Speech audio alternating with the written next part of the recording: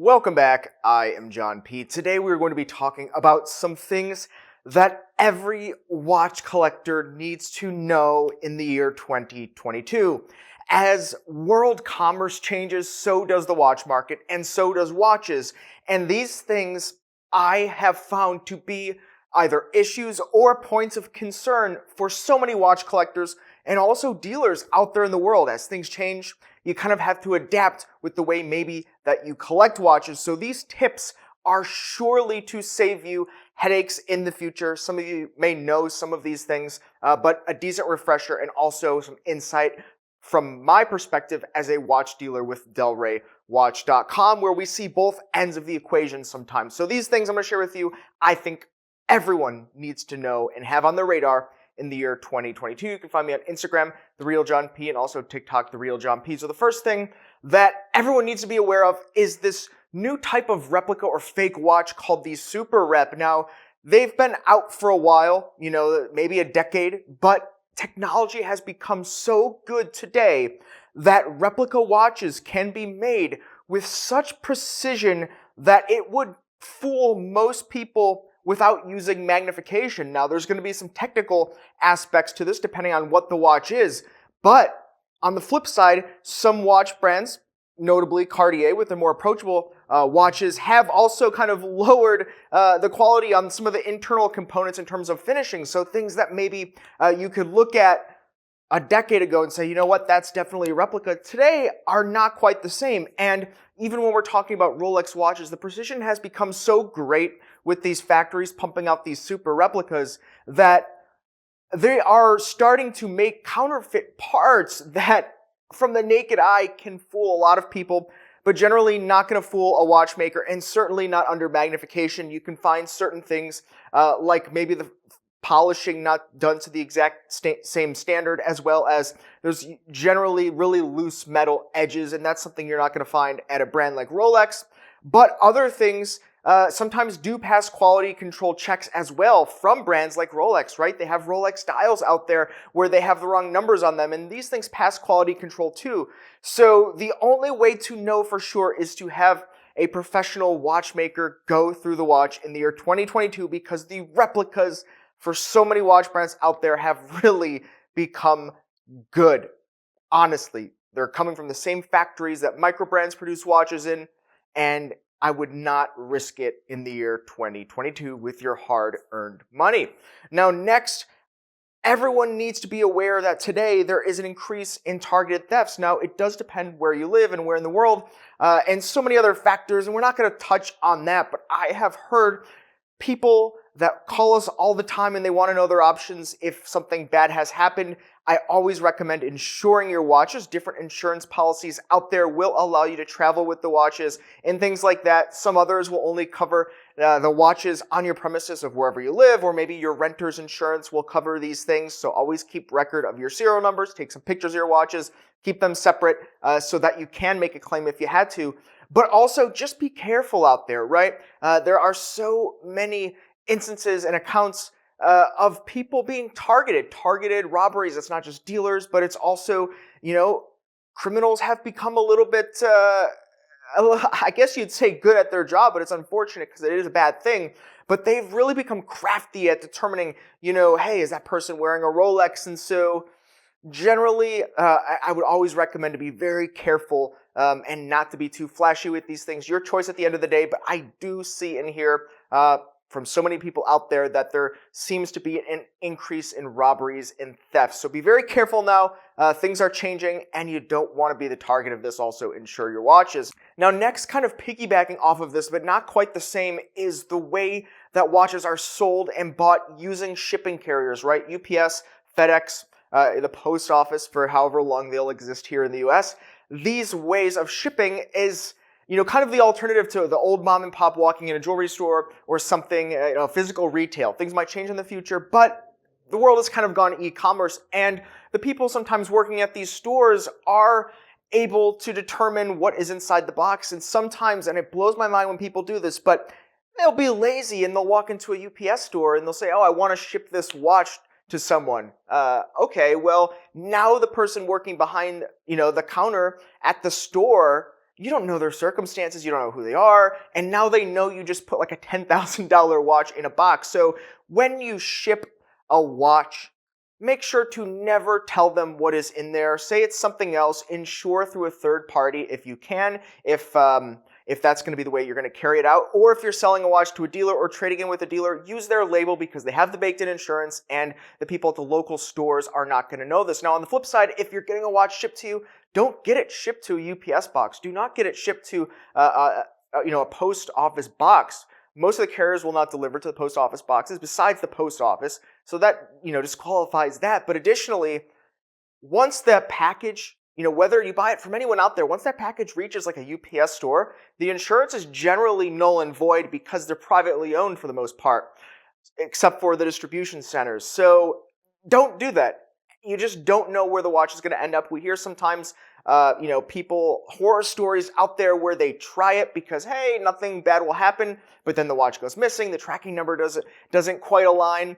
This thankfully doesn't happen with us because we don't ship to UPS stores or anything like that because we've seen too many things out there. But we hear private parties and things happen, then they're checking camera footage and they just don't care. They just pass it off on some other insurance company. So save yourself the headache. Don't do this. Be discreet with your packaging. Trust me, in today's day and age, you just can never be too careful. Now, when shopping for watches, now this is going to sound a little bit biased because I do have Delray Watch where, of course, we trade watches. But in today's online economy, I think it's very prudent for a collector to be aware of who you're shopping with and the procedures that they're putting into the inventory of the watches that they take in.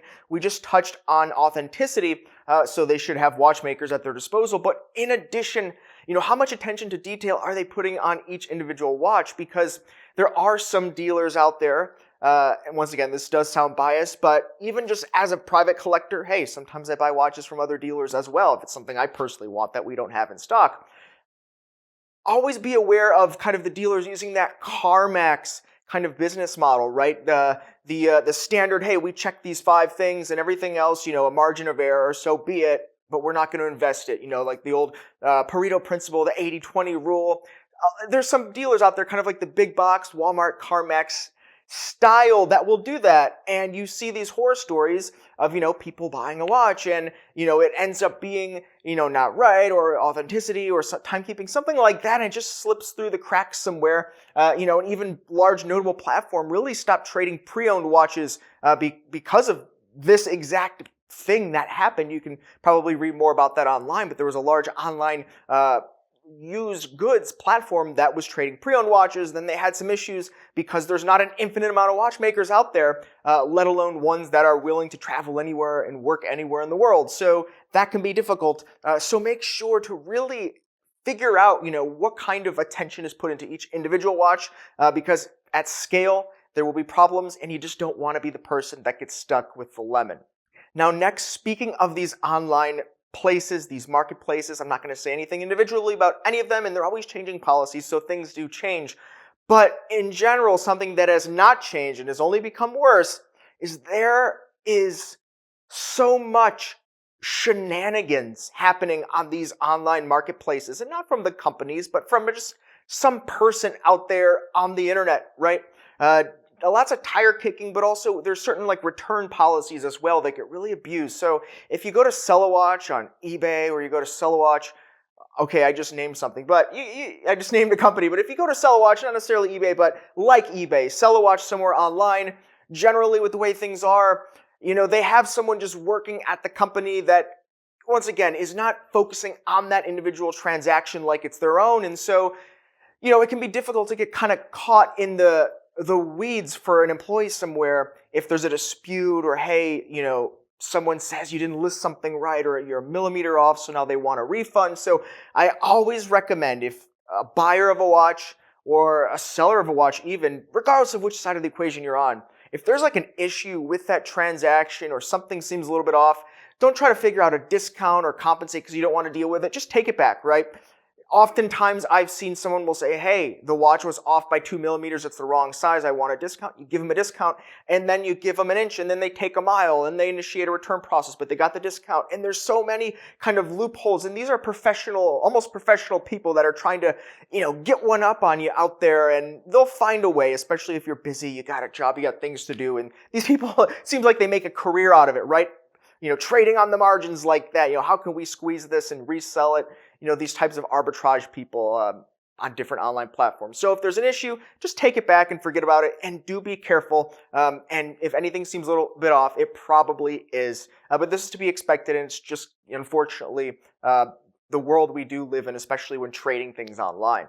And another thing with trading online, this point I think is very important, is there are sellers, or not really even sellers, but just people, or even in some cases just bots, probably algorithms, or automation scripts that will just post watches places on these platforms that don't exist, right? And they'll put a number there, and the number will be like 5% lower than the dealer that actually has the watch.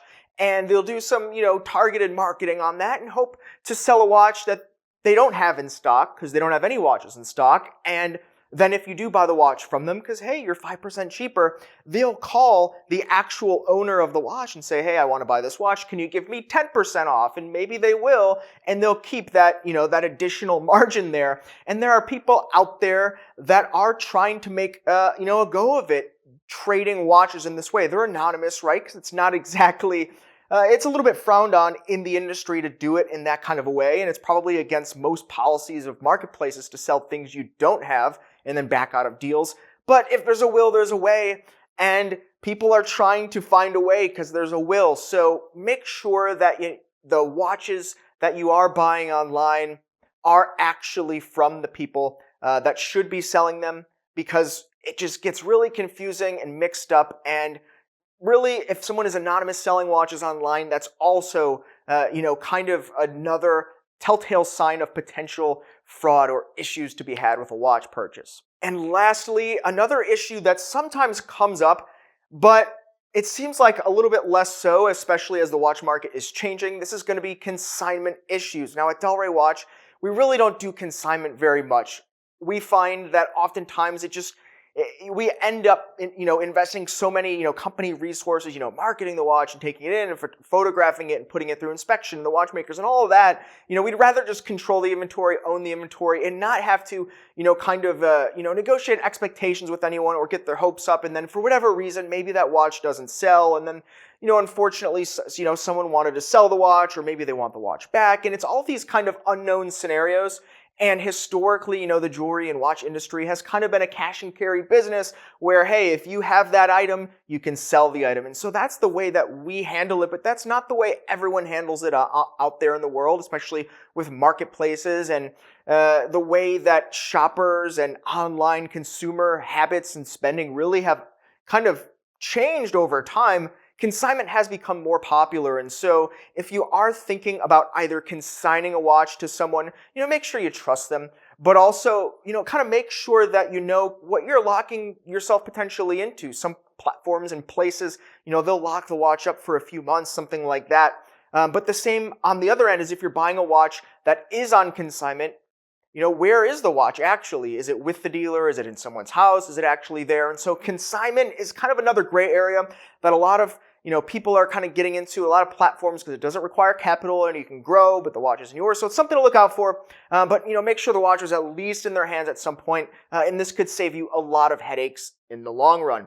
So this has been some things that I think everyone needs to know in the year 2022 when collecting watches. Watch collecting is changing, the world is changing, online shopping is changing, and what we do here in our hobby is kind of all enmeshed with all those things.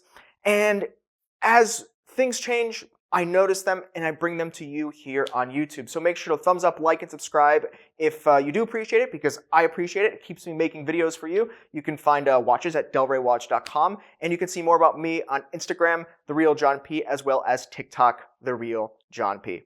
Thanks, guys. You've been chatting with John P.